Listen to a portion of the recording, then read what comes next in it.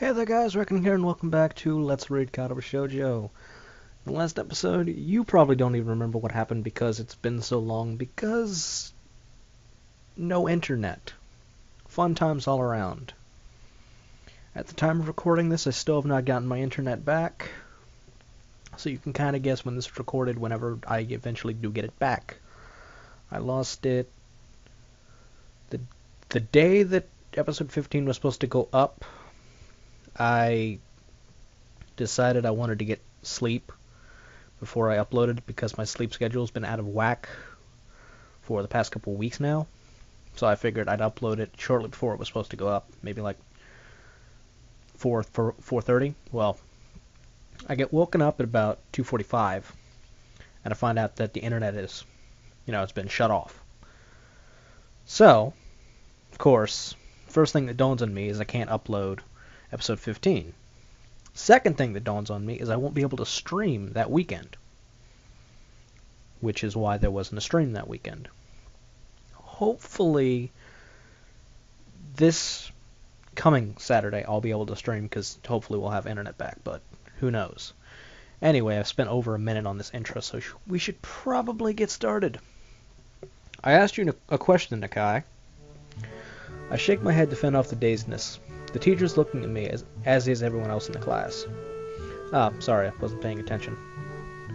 What's the distance between... Never mind, different question. Why are you here in this class? To, learn about physics. Yes, well, no, but that's the answer I wanted to hear. To acquire knowledge is the secondary reason for you being in the school. The primary one is to learn the rules of society, the norms and ethics that govern your everyday life. You don't come to school for the classes, you come to interact with the other people here, your classmates who are your equals and the teachers who are your superiors. You learn how to form social contracts and maintain them. In other words, how to be a part of society. The school itself is a microcosm of the entire society. Locke was the one who realized that, School's not just a place for learning, and of all the kids your age, you guys should know that better than anyone else. He pauses for a moment and lets his eyes sweep over the class to see if the message sunk in.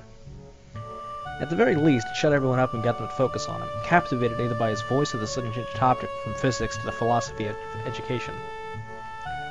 However, my classes, as you so aptly put, are a place for learning about physics. He points at me with the piece of chalk he's holding. So, no sleeping during class. Got it, Nakai? Yes, sir. From the corner of my eye, I catch Suzune's scowl and Misha's barely contained giggle. I sink deeper into my seat. See, now I don't feel anybody at my old school would have reacted like that. I assume they would have thought, well, you're here to learn and to shut up. I feel that's how the teachers at my old high school would have handled things. I mean, that school did have decent teachers, but it also had a share of horrid teachers, which I may get into at some point on a stream or something, and you never know what we talk about on the stream. The weirdest things, I swear. Anyway, after classes end, I'm the last one to leave the classroom. I close the door behind me and quietly make my way to the art room. Club time passes in relative peace and quiet. I sit in my usual seat next to Ren, but she doesn't seem to be in a talkative mood. She's even more distant than usual. Today we're going to draw a still life, and get to choose from either a vase full of fake flowers or an arrangement of rock, sticks, and canvas. The teacher encourages us to gather around the preferred motif, emphasizing perspective, texture, and lighting as the key points of this exercise. I look at Ren to see if she prefers one of the subjects over the other, but she just tilts her head, signifying nothing. The club members quickly shuffle the chairs around the classroom to get closer to either the vase or the clutter. Ren and I both pick the flower vase, but only one of us seems to do any work. She's ignoring Namiya's assignment just like she suddenly started ignoring me, and has begun doodling idly with her foot, not even really looking at what she's drawing. I try to catch her gaze, but she's looking at the window. It's making me uneasy. Ren almost looks like she's asleep the way she's leaning back against the chair with her legs resting easily on the desk. She's not completely given up on the drawing.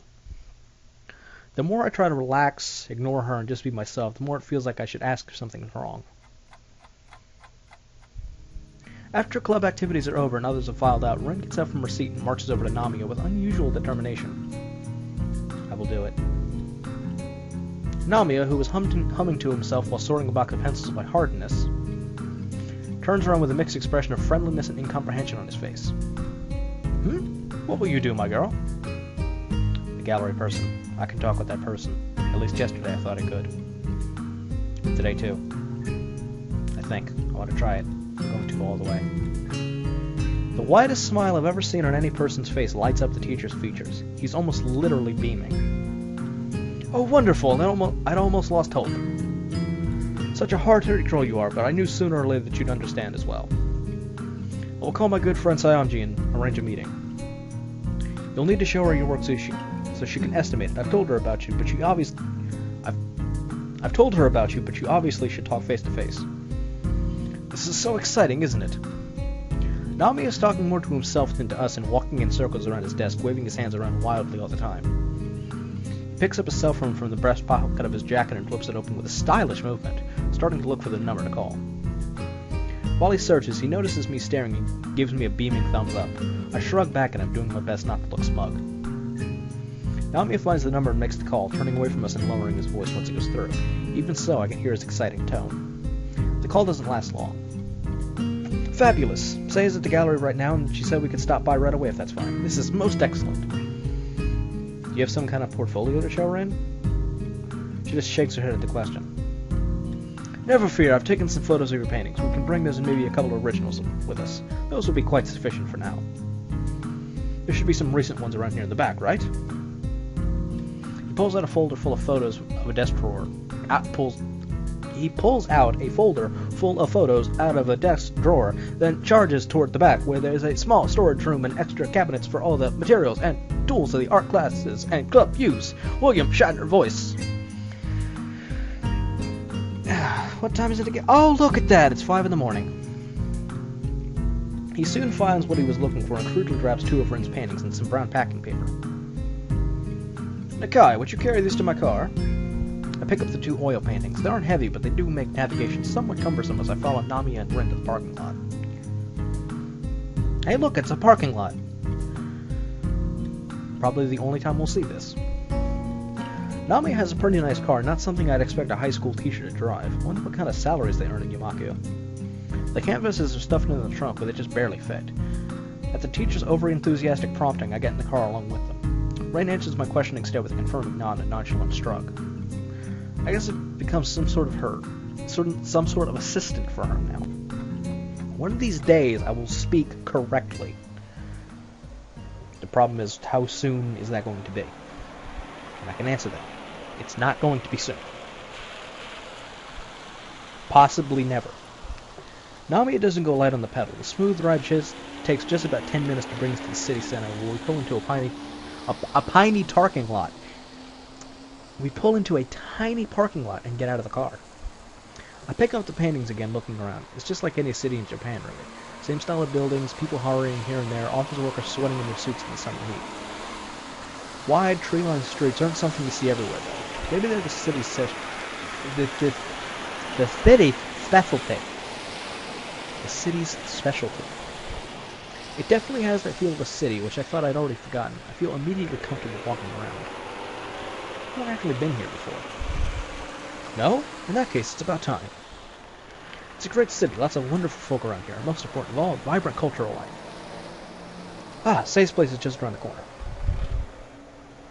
After turning around 3 more corners, Namiya stops in front of the corner.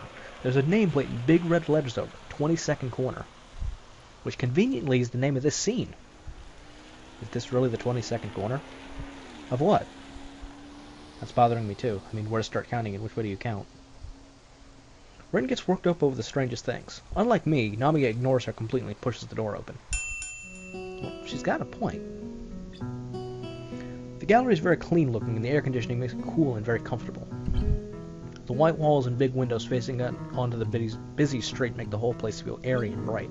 There's nobody around whom I can see, however. Most of the floor space is empty, with only a few large tables and a counter for furniture. There are paintings too, of course. The poster advertises an exhibition for an artist I've never heard of. Most of his work seemed to be portraits or landscapes done in a more traditional style than Ren's abstraction.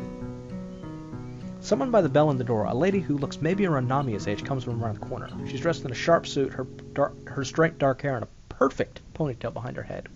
A pair of flashy, expensive-looking eyeglasses frame her eyes. On second glance, I'm not so sure of her age anymore. She looks old and yet not actually old. Say, hello!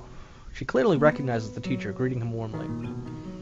Oh, there you are, Shinichi, and so quickly. I take it these two are your students?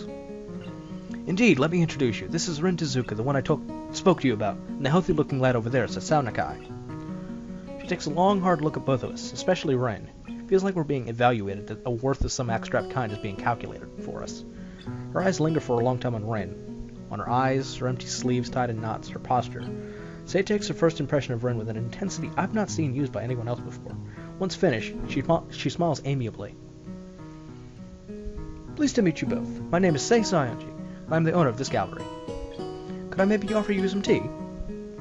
Oh, no thank you, we're fine. Let's get down to business. I lay the paintings on a tabletop to give their gallery owner a better view, and Namiya pulls out his folder of photos. The old lady studies Ren's works carefully, absent-mindedly brushing her cheek with her fingers while letting her gaze sweep over the paintings. Her eyes remind me of a bird of prey of some sort. They're so sharp and somehow very calculating. She takes her time, slowly going over the paintings in order without uttering a single word. Even the teacher looks very nervous. He tries to point out certain details and other things about Ren's work, but it seems like she's not listening. While Namiya and I keep looking at Sei, trying to look for some hint of reaction on the gallery owner's face, Ren lets her gaze wander around the gallery space. Suddenly, she pipes up. Is this really the 22nd corner? Sei raises her gaze from the paintings to look at Ren, but doesn't answer. It's probably for the best. She takes stock of Ren's slouchy posture and her dreamy eyes that are again moving restlessly about. The way Ren seems to be detached from a situation that's supposed to be very important for her annoys me just a little. I'm practically holding my breath here. After Sei has gone through all of Namiya's photos and inspected the 2 oil paintings I hauled here, she goes through all the material again, this time at a quicker pace. Finally, she gives a verdict. I like it. Though, if you don't mind me saying, you're still a bit immature. Searching for your own direction, perhaps? She picks up one of the photos. Still, just look at this. I can't take my eyes off of it. Like a little kitten playing around. That's what your art makes me feel, young lady. Thank you, I think. Nobody's ever said that before. I think. That's all Ren has to say. Something about what the gallery owner says and how she says it makes it sound patronizing to me, but I hold my tongue. Anyway. What a wonderful imagination, though, isn't it? I've always said that Tezuka has great eye for composition and color harmony, and technique. Remember, all these are done with her feet. Of course, we need to put in some simpler ones on the display, too, for the lay people, right, Sei? The teacher snorts derisively. You know how those Philistines are. What do they understand about real art? They'd just be at a loss with the abstractions and themes here. But it'll generate more publicity, and that's good, isn't it? Sei smiles gently at Namiya's remark and turns back to the paintings. I wonder. To tell you the truth, I just don't know if this makes an exhibition. Even if I like it, I don't get the feel of a theme, of cohesion. There's no... Oh, God! Fucking art words. And I don't have any internet, so I can't even Google what the pronunciation is. Fucking Bright House. Just so you know who I used to have for internet. Oh. I don't know who we're going to have now. So whatever this word is, there is none of it. And really, who would expect such from a young artist like the kitten here? Oh, no, it's definitely doable, especially when we get a few new pieces and touch up some old ones. I don't mind painting more. I'll do anything. It's a bit of a stretch. Trust me, I wouldn't have come to you if I didn't believe Tezuka was ready. You can see it too, can't you? I know exactly what her kind is capable of, and you do too. Those words give the gallerist lady a pause. A hollow, bottomless look takes over her eyes for a moment, as though she was looking through or maybe past Namiya. Is this supposed to be the Dark Souls arc of Katawa Shoujo? Like, how many times is it going to use hollow? Seriously, it's not Dark Souls. She says nothing, but her mouth becomes a tight, flat line as it stretches. Finally, the moment passes. Is that what you're saying? That's what I'm saying. Sei sighs and takes a few steps, walking in a circle as if to help organize her thoughts. She takes another look at a photo of the painting she particularly liked. the one that made her call Ren a kitten. She places her hand over her mouth, lost for words. After a few moments, she shakes her head. I don't know what to say. After seeing you, dear, and these paintings of yours, would you excuse us for a moment? I want to talk to your teacher in private for a bit. Say draws the art teacher aside, and they talk in hushed tones for a while. I can't hear what they're saying, but over her shoulder I can see the lines around the corners of her mouth tighten as she motions with her hands in time with her words. The expression on her face is... What kind of expression is it? I couldn't say. Once they're discussing whatever they had to discuss, they give one another a serious look. I feel something that goes beyond mere words transpiring there. They walk back to us. Say looks seriously at Ren, her left hand reaching as if instinctively toward a pack of cigarettes that's lying on the table. She picks up the pack and extracts one, looks at it absent-mindedly as if only now realizing she did so, and puts it back. Finally, she locks eyes with Ren, evaluating her once more. All right, little kitten, I'm going to believe in you. I will display your paintings in here, but from what I can see, this is not enough. You don't really have a cohesive theme, and you don't have enough of the good stuff. You're going to have to work hard to actually get something we can put on exhibit here. I know. It's a good thing my gallery is so small, no? Ren already spends pretty much every free waking moment she has painting. How is it possible to work any harder? She'd have to skip classes to do more than she already does. How can anyone work that much? Silence falls in the gallery after my words. Say looks at the art teacher, who is looking contemplatively at his star student. I look at all three of them, confused. It's doable. What do you mean? I mean, this school is special. The board puts great value on things such as this. I'm sure I could arrange some leave for her. It's not unprecedented by any means. I'll discuss it with the parents too, but they've been quite supportive. However, it might be a bit of a stretch to get a working space for her at the school if she's not actually going to attend classes. Actually, I was thinking about this before. Do you use the place upstairs for anything? No, I haven't since back then. It's more like a landfill now than an atelier now. I'm gonna guess that's how you pronounce it, but I don't have internet, so I can't find out. Fucking bright house. Upstairs. I own a small atelier apartment on the top floor of the building, but it hasn't been in use for... Goodness, it's been so long, hasn't it? Her eyes leap to Nami, who has a strange, muted expression on his face. Indeed, do you think... Even Nami, in all his brashness, has trouble coming straight out with a question. Say, of course, sees through him and throws up her hand, sighing deeply. I guess I can't say no, can I? Very well, I'll lend you the use of that place as well if needed. It's not like I really use it. Excellent, I knew I could count on you. Don't celebrate yet. It really is a mess, so don't be shocked when you first see it. However, you can use it as you see fit. Since it's an atelier, it already has eases and things like that. You only need your own tools and materials, and to somehow clean it up a bit. It's not habitable, though, so I can't let you live there. I doubt your school or parents would allow that in any case. Okay. However, it's convenient to crash there overnight if necessary. I won't mind. Haha, most excellent, isn't it, Tezuka? He enthusiastically pats Ren on the shoulder, laughing in relief and happiness as if all this good fortune landed on him personally. Say smiles as well, perhaps more amused by the old teacher's glee than anything else. Oh dear, Shinichi, this really isn't like back then. Are you sure we haven't bitten off more than we can chew? She looks at Ren, who seems to be oddly subdued despite all this. I hope it will be worth it, kitten. She holds out her hand as if to shake Ren's, but realizes the impossibility and quickly moves to pat her on the shoulder.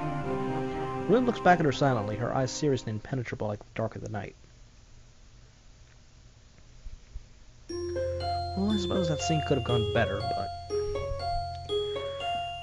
To be honest, with no internet, I haven't really seen a reason to record more.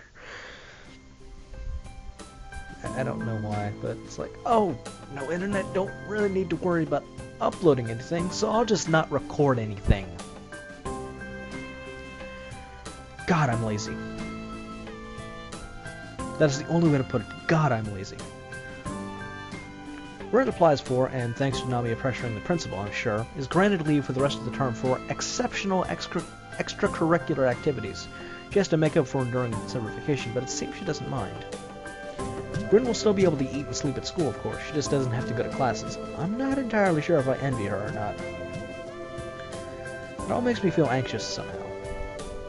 It's the last day of school for Ren. I feel like I should send her off with a word of encouragement, or at least say something. It was sort of due to my influence that she decided to dive headfirst into this after all. My class ends a good 20 minutes early, so I walk down to the lobby and buy a can of juice. What, no canned coffee? Then sit down on a bench and wait for Ren. I pull out a novel from my bag and search for the place I was at. Time stretches comfortably over the warm afternoon while I idly sip my orange juice. See now, orange soda, come on. Either canned coffee or orange soda, one of the two. And read a few chapters of the book. The plot doesn't seem to advance at all, but it's all the same to me. The bell rings to end the school day and students shuffle to club meetings or outside. Nobody notices me, sitting on the bench with my nose in the novel. I keep watch for Ren, but I don't see her familiar face or red-tinted hair passing by. I check my watch 20 minutes past the end of class when the lobby is all but emptied of people again. Even Ren should have already managed to get out of class, but either I missed her walking by or she never came downstairs. Perhaps she went to the art club room for some last-minute things instead, or got held back by some strict homeroom teacher. Her. Particular. I haven't really waited that long, but having grown tired of it already, I decided to go find her myself. I stuff my book back in the bag and throw the now empty juice can in a trash bin, then climb upstairs. The hallway is eerily quiet, as there are no club rooms apart from the art room nearby. I check there first, but not even the teacher's in. Coming back toward the stairwell, I quietly knock on the door 3-4 and push the door open to peek in. Yellow sunbeams cross the classroom, falling across the floor. The dust and chalk floating slowly in the air makes the light almost palpable. The entire room bathes in the gentle light shining through the windows, washing the shadows away. Only one person is inside the classroom. Ren sits in what I assume is her seat next to the window in the third row, her head rests against the desk. I wonder if she slept through it all. Apparently not even Emmy had the heart, or maybe the capability, to wake her up. I close the door quietly. Walking past the neat, even rows of desks, I go over to where she sits. Ren? My mouth is suddenly so dry that the word comes out as a tiny whisper. She doesn't answer, so I set my bag down on the floor next to hers and lean over to look at her face. Ren's eyes are peacefully closed, long eyelashes projecting thin shadows onto her cheeks. Her mouth is slightly open, letting me hear the quiet sound of her breathing. Her usually messy hair is even more so today, lying in complete disarray over half her face and forehead. Her bag is lying at her feet like a forgotten rag doll. A few books and pens have fallen out of it near her seat. This scene makes me smile a little. I touch Ren's head lightly, sweeping a few stray hairs off her ear. Her hair feels warm against my palm. Ren stirs, and I retract my hand on reflex, feeling embarrassed for touching her so casually. She looks so vulnerable, like any sleeping person. It's impossible not to feel fondness towards her. See what I'm talking about? Nobody understands me. Stop that. I sit on the desktop of whoever's in front of Ren, then draw the window slightly open to get some fresh air in. Hopefully it will wake her up and I won't need to resort to cruder methods. She doesn't wake up, but I didn't really expect her to. Looking at her makes me feel tired as well. To be honest, I wouldn't mind a quick nap either, but I content myself with leaning against the large window. The glass is warm against my ear and cheek as these windows face west toward the setting afternoon sun. That afternoon light is slowly melting into Ren's auburn hair, softening her outline so that she seems to be fading into her surroundings. The minute twitches of her muscles, her hair swaying in the air current, the even rhythm of her breathing. It all gives a strong impression of a dreaming girl. Like all sleeping people, Ren looks like she's away from this world in some distant dream country. With her, it doesn't feel so obvious that she would ever come back. She seems so detached from her surroundings even when she's awake. In fact, she has the same kind of air around her when... The realization hits my consciousness without warning. Ren sometimes looks like that when she is painting. Her focused expression gives the same feeling of being on the other side of some imaginary gap as looking at her sleeping face does. I feel a pain in my chest. There's no way I can close that gap to be on the same level with her. It hurts, even though I know that it's impossible for any two people to truly understand each other. But Ren, she's almost literally in another world when she's talking about art, thinking about art, or making art. It's a world that I, or anyone else really, can't share with her, just like the world of dreams. Ren still doesn't show any sign of waking up, so I'm faced with a decision to either rouse her myself or wait for her to awaken on her own. I choose the latter. Waiting is something I'm good at. I found that out during my hospitalization. But even the hospital ward was more lively than the school after classes are over. The only sounds in this place are the loud ticking of the clock above the door and the distant voices of students down on the grounds. A genuine summer breeze blows inside from the window I cracked open, full of warmth and carrying the scent of light. Oh, okay. The scent of light. I look outside to see where it all came from, but I'm dazzled almost instantly. The window glass seems to trap all the sunlight within, making it painful to look that way. All I can glimpse through the window are the dark silhouettes of the trees and the wall around the campus against the setting sun's radiance. As I turn back to watch Ren, she stirs again. A single tear worms down from the corner of her eye, slowly making its way across her face before it falls onto her cheek, or onto the desk. Read. Gotta use your eyes. Read things. It's tiny, barely a droplet, but it captivates me. Another tear follows the first, then a third. A feeling of anxiety overcomes me, petrifying me on the spot. It's so strange seeing Ren's peaceful face as she sleeps at the same time as tears stream down her cheeks, wetting the wooden desktop she rests her head on. I don't know what to do, so I do nothing, just watch the tears roll one by one down her face. I wonder what she's dreaming about. Ren wakes up after one final flinch, or perhaps because of the tears. She sits upright and yawns so excessively it looks like her jaw might dislocate. She notices my presence, but her reaction is more like a lack of reacting at all. It's just an acknowledgement, no startled gasp or anything. Hello. Good morning. She's so groggy she can't even return my smile that I somehow can't stretch to be entirely honest. Ren notices her wet cheeks and quickly wipes them on the shoulders of her shirt. It seems she isn't at all surprised or flustered by them. You cried in your sleep. Bad dream? No, it's nothing like that. Something I learned to do from other people. It's a funny story, I'll tell you later. On second thought, not really that funny at all. Guess I won't tell you. Do you want something or did you just come to watch me sleep? I wanted to see you after classes. Oh, well it's after classes now and I'm seeing you right here. Yeah, I just wanted to say good luck or something. Figure the upcoming week's going to be a lot of work for you. Thanks. Ren yawns again and blinks a few times. I feel weird. Didn't really sleep much last night at all. Butterflies in your stomach? What? No, I mean, yes, I know what that means. Butterflies. I don't really feel so good now. It'll be fine. You're so confident. Someday it won't bite you in the ear. I'll look forward to it. I think I have to go. I promised Miss Sionji that I'd go there straight after school. Now is after school. Is it okay if I come by sometime? Guessing you're planning to work long hours, so if you prefer to avoid distractions. It's okay. It's not a distraction. I mean, don't bring her with you, though. I wouldn't like that this time. I told her to stay away. I see. Alright, then. Ren stands up and silently walks to the door with me following behind.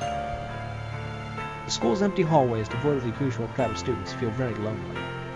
It's only a few hours since school ended, but the building seems to be all but deserted. Our footsteps are all that intrudes upon the stillness of the hallways. The change is sudden, but it shows how the building is just an empty shell, dead without its students and teachers lighting it up. It's like the school has become a private world for just the two of us, a desolate place filled with silence and chalk dust. I'm going to change.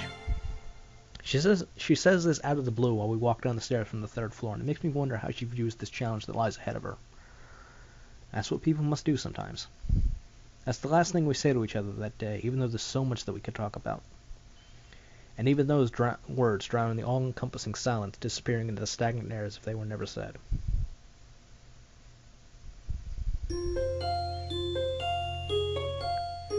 Almost done with this episode, actually. And looking at my little guide, we're nearing a choice, and it's probably going to be in the next video. The next Monday is marked by a strange emptiness that grips me, caused by the knowledge that I won't be able to see Ren whenever I want to anymore. This hollow feeling is a little bit disconcerting, but I make it to the afternoon all the same. My last class is, in a word, terrible. It's not that the lesson is that bad. It is, however, boring, and it's so hot in the classroom that I feel like I'm melting. The air conditioning is either broken or turned off, so the windows are open. It makes no difference, since the air outside is completely still. Only the chirping of cicadas carries inside. The sweltering heat permeates the room. Students and teachers alike are in an almost delirious state. I just want to stand up and walk out of here without caring what the teacher or anyone else says. I can see I'm not the only one with these thoughts, too. Next to me, Misha is shamelessly holding her skirt up and fanning air in with her notebook.